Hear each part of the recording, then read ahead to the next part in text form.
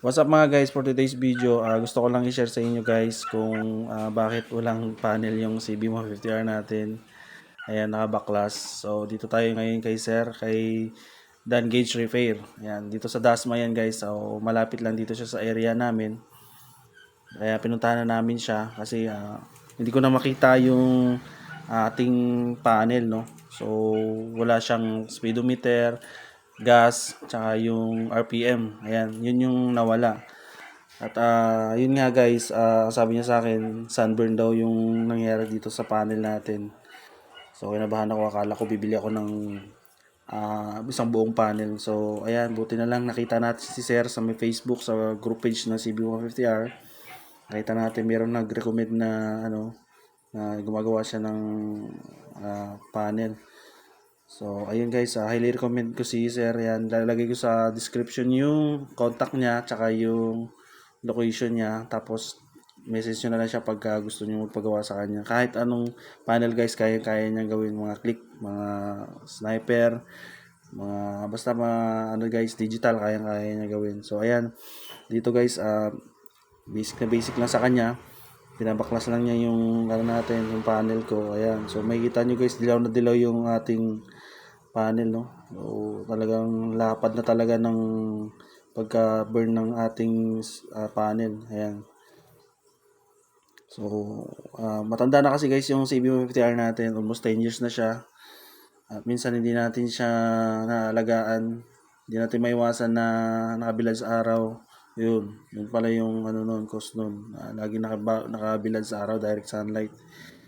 Kaya nasusunog yung ating panel. So dito guys, nililinis niya yung lumang film sa CB150R natin. At yun nga guys, inisip na rin natin yan na i-DIY na lang sana siya. Kaso nga lang, inisip ko maghahanap pa tayo ng film. Tapos hanap tayo ng film sa Shopee or sa online. At inisip ko baka mamaya mali rin yung order natin. Lalo pang matagalan yung natin, yung pagpapagawa sa CB150R natin. Ayan, baka lalo pa natin siyang masira. Kasi nakikita nyo naman guys, napakaliit ng hiblan yan. Yung hindi ko alam kung anong tawag diyan. Parang wire niya na nakalapat diyan sa sa may board ng panel natin. At least hindi na tayo magtsatsaga guys na hindi natin makita yung natin, yung gas, speedometer, RPM, tsaka yung time. So yun yung importante na dapat nakikita natin sa sa panel natin. So ayun nga guys, tamang punas at saka pahid lang dito si Sir. Ayan, gamit yung tissue para once na nilagay mamaya yung film, walang natitirang dumi. Ayan. So ayan, nilalapat na dito ni Sir mga guys yung bagong film.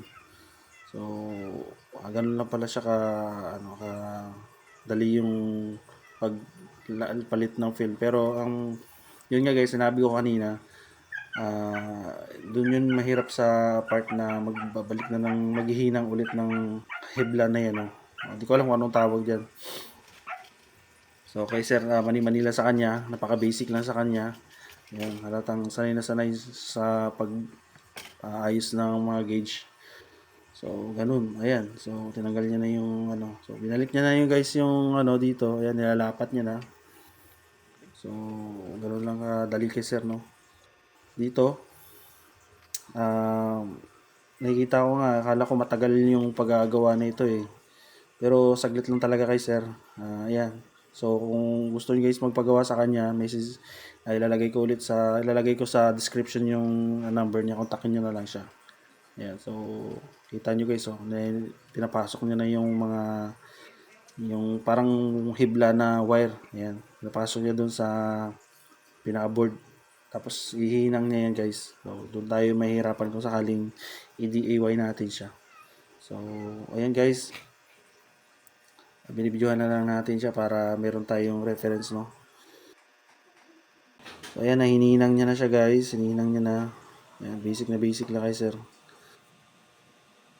Kung malapit kayo dito guys sa Dasma, ayan, so pwede niyo siyang puntahan or Nag-accept din daw si sir ng lalamove. Pwede ninyo siyang palalamove.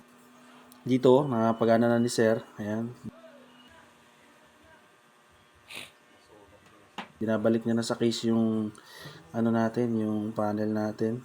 Ayan. Hindi na tayo magtsatsaga dito sa ating panel kasi dati tsatsaga talaga ako mga guys. Nahirapan talaga ako. Lalo na sa gasolina. Hindi natin natatansya yung gas. Yan. Buti hindi pa naman ako natirik guys na ganun. Hindi pa nangyari yun na naubusan ako ng gas. So, ayan. Nasasal na tayo dito. Tsaka, ano guys, highly recommended ko talaga dito si Sir. Ayan. Ang dali lang niya na gawin yung ating panel. So, kaya-kaya niyo maantay yung ano yung panel niyo kung pupunta kayo rito sa location niya. Ayan. So, binabalik niya na yung screw. Ayan. Ayun guys, tips ko lang kung sakaling nasa labas man yung mga motor natin, lalo-lalo na mainit, tirik yung araw, lagyan na lang natin ng cover para hindi mabilis masira yung ating mga panel, lalo-lalo na ngayon sa mga bagong motor. Ayan, sayang naman kung masira agad. So, dito na guys, nakikabit niya na yung panel dito. Ayan, nakitang-kita naman guys. So, makikita na detalyado na yung ano natin, yung panel natin. Nakikita na lahat yung speedometer, RPM. Yan, nagbiblink na nga yung gas natin. Oh, yun, oh. So, yung time, yun. Sa pa yung time. Kailangan talaga. Ayun guys, dito nasalpak na rin ni sir yung headlight natin. Binabalik na lang yung tornilyo para matapos na yung sa paggawa sa motor natin. Ayan, so guys, so kung bago kayo dito sa ating channel, huwag kalimutan mag-comment, like, and subscribe. At yun guys, huwag nang kalimutan ni-hit yung notification bell para ma-update tayo sa mga bagong upload natin dito sa ating CB150R. Ayan, so thank you for watching at ride safe!